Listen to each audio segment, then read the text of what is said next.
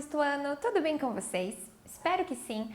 Eu sou a professora Aline, vamos para a aula de número 53 de arte. Hoje vamos falar sobre o retrato, sobre o desenho do retrato e como ele é representado no mundo da arte.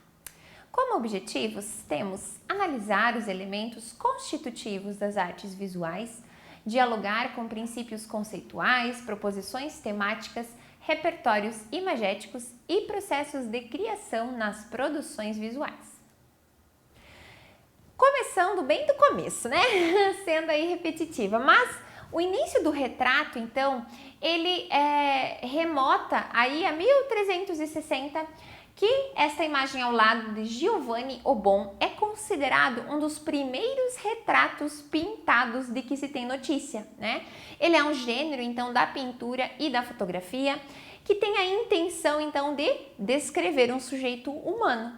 Os retratos, frequentemente, e na sua grande maioria, representam pessoas importantes, ou enfim, têm uma importância grande aí como forma de registro. A maioria das representações aí iniciais, que são claramente destinadas então a mostrar o indivíduo, são de governantes e tendem a seguir aí convenções artísticas idealizadoras, ou seja, é um ideal de pessoa, de postura, de beleza, enfim, e não propriamente as características individuais do corpo do sujeito, né? Temos aqui um exemplo de retrato, o imperador Napoleão em seu gabinete de trabalho. Aqui ele está, então, de corpo todo, mas o mais comum que seja, então, aqui na altura dos ombros para cima, focando realmente no rosto, né, no retrato. Alguns retratos super famosos. A Mona Lisa, né, do Leonardo da Vinci, ela é aí talvez o retrato mais famoso do mundo e ele se encontra hoje no Museu do Louvre, em Paris. Ela também é conhecida como La Gioconda e chama atenção, né, por essa naturalidade, esse sorriso intimidador, enfim, né? Uma pintura que vem sendo estudada aí frequentemente para descobrir e desvendar esses mistérios da Mona Lisa. E a identidade da mulher, então, até hoje não é conhecida. Existem teorias, né, de que seriam pessoas, mas propriamente não temos aí conhecimento. E esse retrato, então, é talvez o mais famoso do mundo, né? Outro retrato, agora já mais em grupo, mas também se enquadra aí, são As Meninas, do Diego Velázquez. Nessa pintura, exibe uma cena aí possivelmente cotidiana ali do dia a dia da corte, né?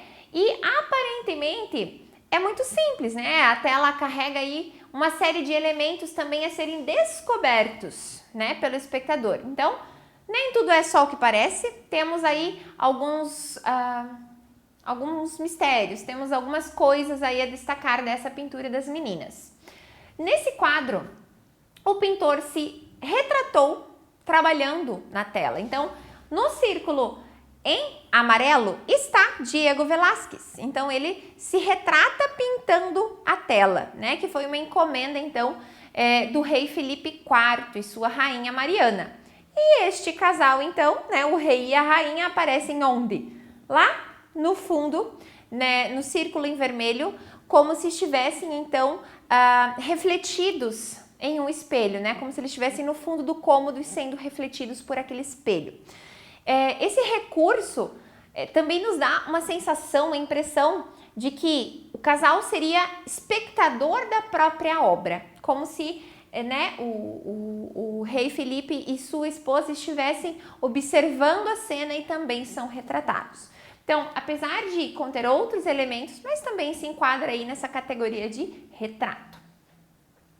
Outro grande sucesso de retrato é Moça com Brinco de Pérola, do Johannes Vermeer. Essa moça, ela é comparada ao sucesso da Mona Lisa, que é a obra-prima do Da Vinci. Então, ele tem esse olhar também misterioso, essa identidade ali meio oculta, né? Esse olhar ali que a gente não percebe, não consegue reconhecer se tá feliz ou tá triste, tá um ar misterioso Então, também é um retrato aí muito famoso do Vermeer. Falando em autorretrato agora, temos também a Frida Kahlo. Ela utiliza então referências da sua terra natal e se pinta usando uma coroa de espinhos, que é relacionado a um castigo cristão, e também tem na imagem um gato preto, simbolizando má sorte, e um beija-flor morto, que o pássaro, que na tradição folclórica mexicana, que é aí a origem da Frida Kahlo, é um símbolo de boa sorte nos casos de amor. Então, olha quanta simbologia aí neste autorretrato da Frida Kahlo. A Frida Kahlo, ela é bem... a maioria das suas pinturas aí super conhecidas são de autorretratos, onde ela muda esse fundo, então ela se coloca em outros locais. Brasileira, Tarsila do Amaral, também, né, tem um autorretrato aí. Neste autorretrato, então, ela marca e eterniza o momento onde ela foi a um jantar, então, em homenagem a Santos Dumont, em Paris. E nesse jantar, então, ela chegou atrasada e estava vestindo um belo e chamativo casaco vermelho, que fez muito sucesso ali entre os convidados, né? Ela chegou chegando, como dizem. E ela resolveu, então, eternizar esse momento pintando o seu autorretrato, que é muito popular, então, entre as obras da Tarsila do Amaral. Agora, convido vocês a descobrirem alguns truquezinhos aí e algumas técnicas para fazer um desenho de rosto de maneira mais proporcional, né? As proporções do desenho do retrato, do rosto. Como nós vimos, a maioria, né, é, digamos, cintura para cima, né? Mona Lisa, moça de brinco de pérola, os autorretratos, enfim. Pode ser de corpo todo também, mas mais encontrado, então a gente vê esse foco mais no rosto. Então aqui eu também vou focar no rosto. Eu vou começar com linhas vermelhas, dando a proporção inicial, tá? O retrato, você vai começar com um círculo. Esse círculo vai representar a distância aqui da pontinha do teu nariz até o final da sua cabeça, formando esse círculo, tá? Não precisa ser um círculo perfeito. Se ele não ficar perfeito de primeira, não tem problema, tá? Vai riscando ele ali para ele ficar mais ou menos aí centralizado. Eu estou fazendo com a canetinha para ter uma melhor visualização, mas usa lápis grafite e não pesa muito a mão para que você consiga apagar também, tá? Esse círculo, então, eu vou cortá-lo ao meio, tá? De olho mesmo. E a distância de metade de uma parte, né? Metade desse círculo você vai transferir aqui para baixo, mais ou menos formando então 3 partes. Aqui será o final do queixo e aqui você vai então puxar a mandíbula do teu personagem. O formato é muito variável, então vai depender de quem você está observando, se é masculino, feminino e tudo mais. Aqui, para eu seguir então com os elementos do rosto, eu preciso achar o eixo de simetria, ou seja, né, dividir exatamente ao meio. Também pode ser de olho, mas é bacana que esteja o mais centralizado possível. Pensando agora, eu tenho a estrutura da cabeça, eu vou puxar aqui assim os ombros, o pescoço, né, para dar uma noção um pouco mais, de colocar melhor ali a cabeça.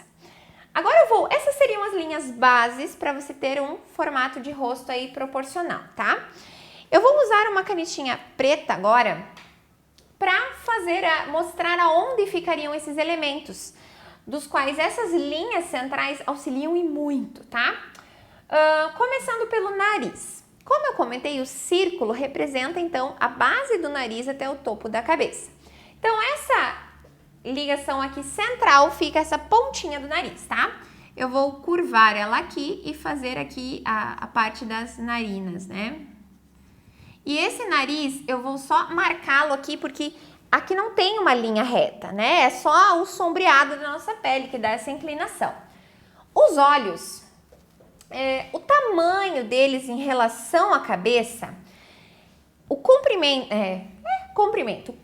do olho se repete 5 vezes até o final das orelhas. Então, se eu tenho aqui o meu nariz, eu vou ter o comprimento aqui de um olho, o outro e o outro até o final da orelha.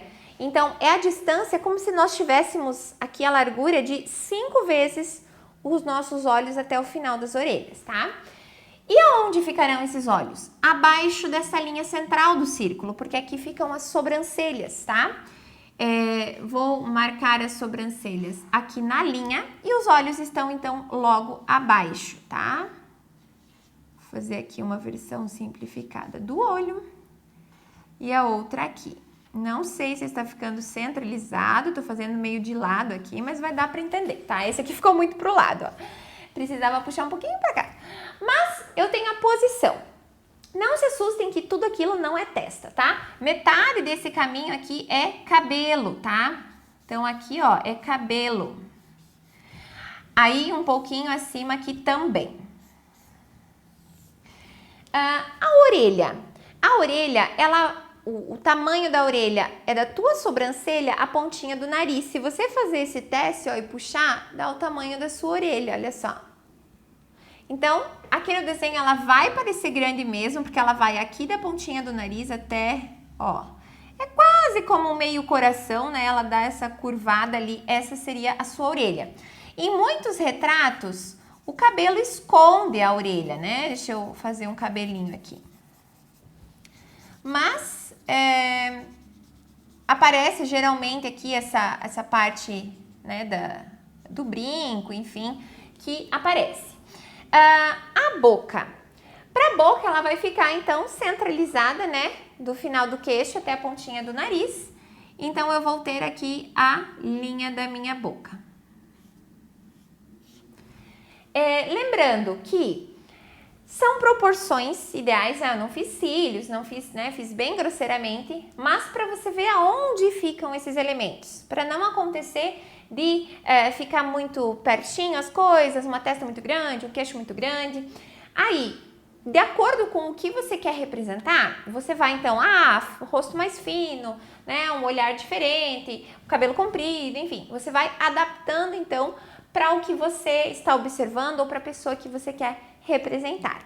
Lembrando, essas linhas vermelhas, a não ser aqui, né, o corpo que também ficou vermelho, mas essas linhas centrais, então, você apaga, limpa o seu desenho para elas não ficarem marcadas. Por isso é importante a mão muito leve, tá? Para quando você apagar essas linhas base, você não acabar marcando o seu desenho, marcando a folha. Beleza? Então, assim concluo com algumas dicas aí de proporções para um desenho de retrato. Um abraço e até mais!